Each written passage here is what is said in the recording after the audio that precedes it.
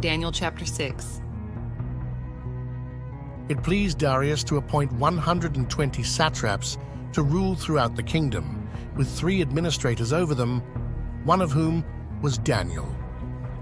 The satraps were made accountable to them so that the king might not suffer loss. Now Daniel so distinguished himself among the administrators and the satraps by his exceptional qualities that the king planned to set him over the whole kingdom. At this, the administrators and the satraps tried to find grounds for charges against Daniel in his conduct of government affairs, but they were unable to do so. They could find no corruption in him, because he was trustworthy and neither corrupt nor negligent. Finally, these men said, "We will never find any basis for charges against this man Daniel, unless it has something to do with the law of his God." So these administrators and satraps went as a group to the king and said, "May King Darius live forever. The royal administrators, prefects, satraps, advisors and governors have all agreed that the king should issue an edict and enforce the decree that anyone who prays to any god or human being during the next 30 days, except to you, your majesty, shall be thrown into the lion's den.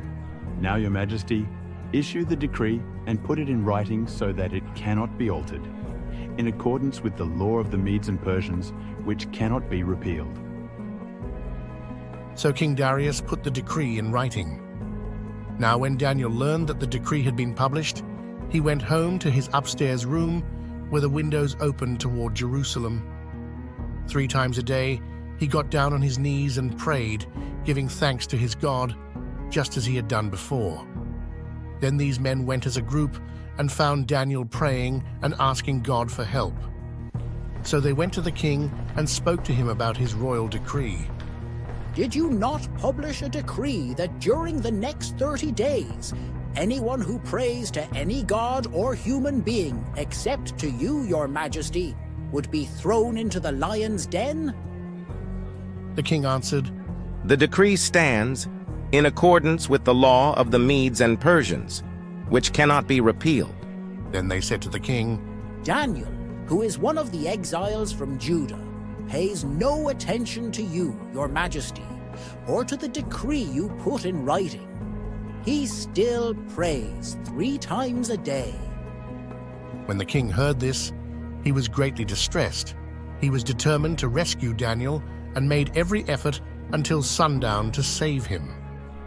Then the men went as a group to King Darius and said to him, "Remember, your majesty, that according to the law of the Medes and Persians, no decree or edict that the king issues can be changed." So the king gave the order, and they brought Daniel and threw him into the lion's den. The king said to Daniel, "May your God, whom you serve, continually rescue you." A stone was brought and placed over the mouth of the den, and the king sealed it with his own signet ring and with the rings of his nobles, so that Daniel's situation might not be changed. Then the king returned to his palace and spent the night without eating and without any entertainment being brought to him, and he could not sleep. At the first light of dawn, the king got up and hurried to the lion's den. When he came near the den, he called to Daniel in an anguished voice, "Daniel, servant of the living God, has your God, whom you serve, continually been able to rescue you from the lions?" Daniel answered, "May the king live forever. My God sent his angel, and he shut the mouths of the lions. They have not hurt me, because I was found innocent in his sight. Nor have I ever done any wrong before you, your majesty." The king was overjoyed and gave orders to lift Daniel out of the den. And when Daniel was lifted from the den, no wound was found on him, because he had trusted in his God. At the king's command, the men who had falsely accused Daniel were brought in and thrown into the lion's den, along with their wives and children. And before they reached the floor of the den, the lions overpowered them and crushed all their bones. Then King Darius wrote to all the nations and peoples of every language in all the earth, "May you prosper greatly. I issue a decree that in every part of my kingdom people must fear and reverence the God of Daniel, for he is the living God and he endures forever. His kingdom will not be destroyed. His dominion will never end.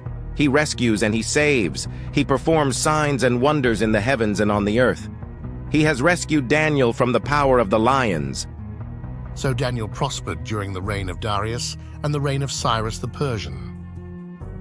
If you love what we do and support our mission to bring the entire Bible to life through AI videos, don't forget to like, subscribe, and share.